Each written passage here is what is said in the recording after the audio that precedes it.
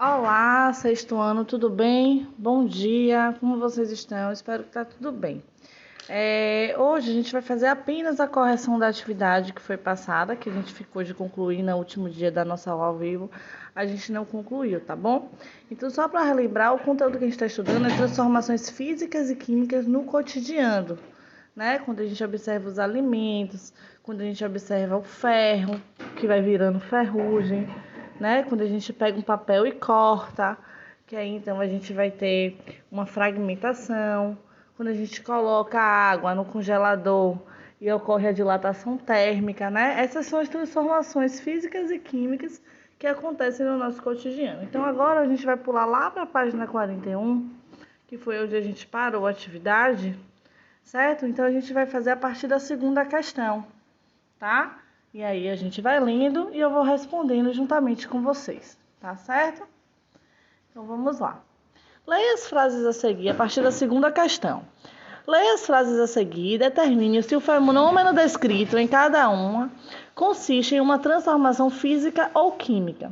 No caso das transformações químicas, indique as evidências da transformação. Aí a gente vai ter aí a letra A, né? Um comprimido efervescente é colocado em um copo com água. Qual é o tipo de fenômeno que a gente vai ter aí? Um fenômeno físico ou um fenômeno químico? Né? A gente vai ter uma transformação que aí? A gente vai ter uma transformação química, tá? Qual é a evidência? A efervescência, né? Quando a gente tem a formação de um gás, tá? Letra B. O sorvete derrete fora do congelador. A substância do sorvete, gente, não vai deixar de ser sorvete, mas ele saiu de um estado sólido e passou para um estado líquido. Então aí a gente vai ter uma transformação física, tá? Vamos completando de vocês. Letra C. Uma goiaba cai da árvore e, depois de algum tempo, ela apodrece. E aí, que tipo de transformação é essa? A gente vai ter transformação química, né? Quais são as evidências? Mudanças, né? Da consistência da fruta e no cheiro e no sabor da goiaba, né? Que pode ser recoberta, por exemplo, de bolor, né? Que é um tipo de fungo. Então aí a gente teve uma transformação química. Letra D. Uma folha de jornal é cortada em tiras. A gente teve o fenômeno da tal que é fragmentação, né? Então a gente teve uma transformação física. Um copo cai no chão e se quebra. A gente também tem aí uma transformação física, certo? Agora a terceira questão. O que acontece com a água quando a colocamos no congelador? E com o removedor de esmalte quando esquecemos o frasco aberto? E com o portão de ferro sem pintura nem proteção que fica exposto à chuva? Em quais destes processos há a formação de novos materiais? Então vamos lá. Se a gente coloca a água no congelador, a água vai passar do estado líquido para o sólido, né? E vai haver aí o fenômeno da dilatação térmica. Mas a gente não vai ter nessa transformação física e a gente não vai ter uma formação de um novo material, tá? Então essa substância vai continuar sendo água. Quando a gente fala do removedor de esmalte, né? Se ele está com a tampa aberta, ele vai evaporar se ficar, né, no frasco aberto. Mas não vai deixar de ser o mesmo produto, tá certo? Vai continuar sendo removedor de esmalte, só que agora vai estar no estado gasoso porque evaporou. Mas já um portão de ferro, gente, que está sem proteção nenhuma, né? O ferro, quando ele fica em contato com a água da chuva, por exemplo, vai... Bom, gente, dando continuidade, porque o link travou, então a gente vai continuar aqui, tá? Nessa página 42, a partir da questão 4, certo? Então vou estar repetindo, porque o que eu gravei não gravou e a Pro não viu, mas enfim. Identifique qual das situações a seguir... A partir da questão 4. Identifique qual das situações a seguir envolve transformação química. Justifique e descreva as evidências da transformação. Aí vem a alternativa 1. Uma chaleira com água fria foi colocada sobre o fogo até a água ferver. Isso é uma transformação química? Não, porque a água não formou outro tipo de substância. A água continua sendo substância, continua sendo a mesma substância. O que mudou foi o estado físico dela, que ela deixou de estar no estado líquido e foi para o estado gasoso, tá? Quando ela passou a ferver a partir do ponto de ebulição. Um copo com leite foi deixado fora da geladeira e após alguns dias o leite estragou. Bom, aí sim a gente vai ter uma transformação química. Por quê? Porque o leite, ele mudou a substância dele, certo? Então a gente vai ter aí um exemplo, então, de uma transformação química, pois envolveu alteração na composição da matéria, além de apresentar alterações em sua aparência, certo? O leite foi estragado, ficou estragado, né? E também ele vai ficar com cheiro azedo, né? Isso aí, então, é uma transformação química, tá?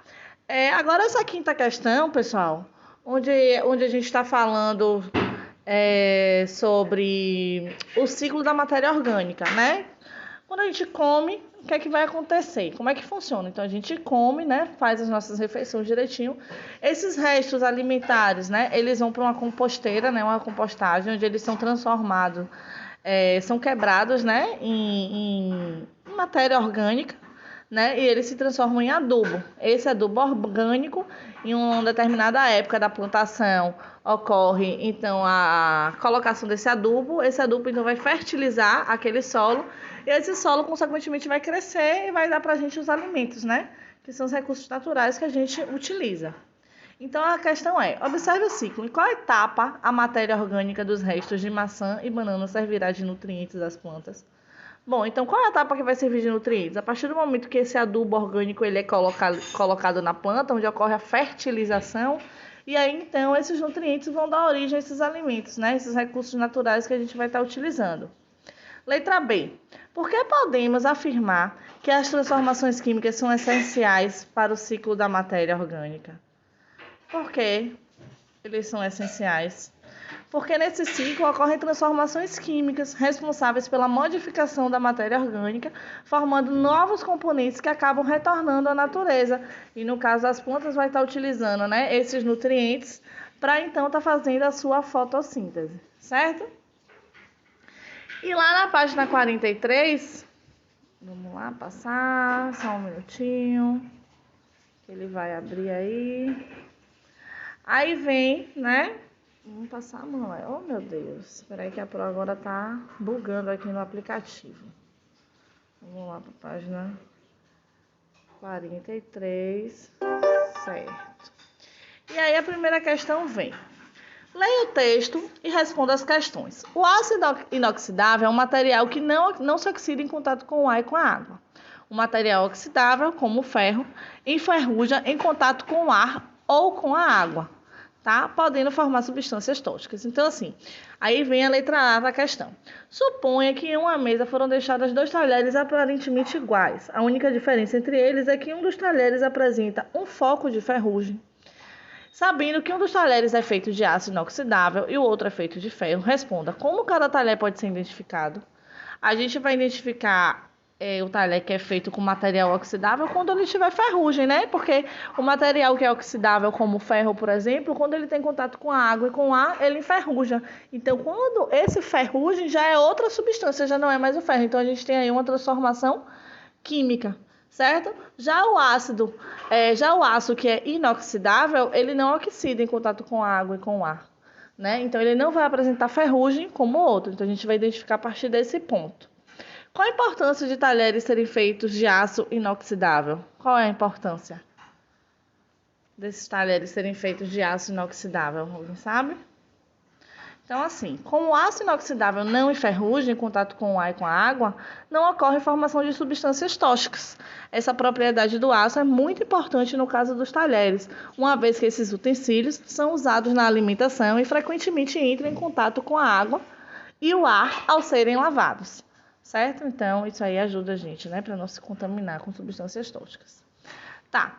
7ª questão. Na fabricação do refrigerante, adiciona-se gás carbônico ao líquido e esse gás reage com a água, formando ácido carbônico. Esse ácido e os outros integrantes, como o açúcar do refrigerante, conferem sabor à bebida. Porém, o ácido carbônico facilmente se transforma em gás carbônico de novo. Podemos verificar uma evidência dessa transformação quando abrimos uma garrafa de refrigerante e vimos bolhas desse gás se formarem no líquido. Então, você identifica alguma transformação química no texto? Claro, né, gente? 2. Uma, quando a produção, né, desse refrigerante, onde a gente coloca o gás carbônico no líquido, ele vira ácido carbônico. E outra, quando a gente está abrindo o refrigerante, né, que esse ácido carbônico, ele facilmente vai se transformar em gás carbônico. Então, ele já se transformou em outra substância, certo? Então, aí a gente vai ter a transformação química. Letra B.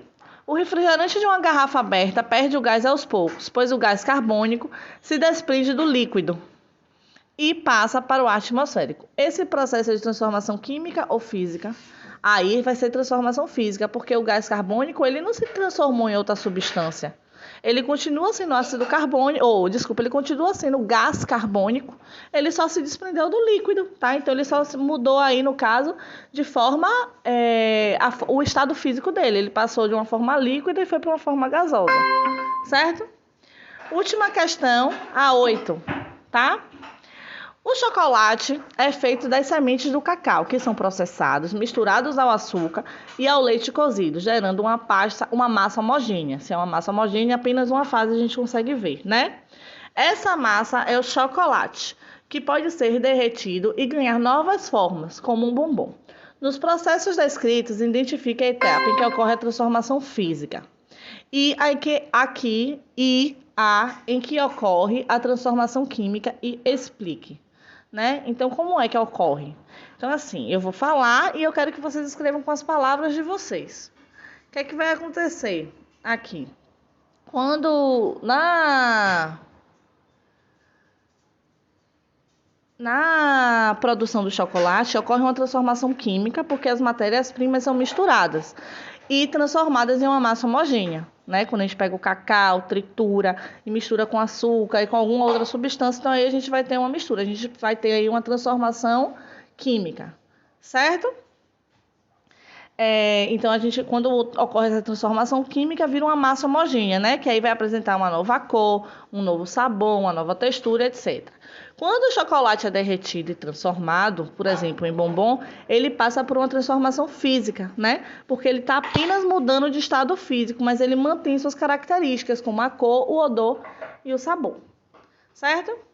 A próxima página, turma, que é a página 44, é uma experiência, certo? Que eu vou fazer com vocês na sexta-feira. Portanto, sexta-feira todo mundo prepare esse material, tá? Para que a gente possa fazer juntos, tá? A página 44 e a página 45. Então, vocês leem e preparam o material. De qualquer forma, o material que ele está pedindo aí, copo transparente, colher de sopa, proveta graduada ou copo medidor de líquidos. Quem tiver copo que mede líquido, você pede a mãe de vocês que vai ter. Água, vinagre incolor, água oxigenada, que a gente encontra em farmácia, e um comprimido de permanganato de potássio. Isso é rapidinho. Se der para vocês acharem, ótimo. Senão, não tem problema. Tá? E aí ele está explicando para a gente a experiência que a gente vai estar fazendo na sexta-feira, tá? Então, a gente termina a aula por aqui. Foi muito bom falar com vocês. Amo muito e até a próxima. Um beijo!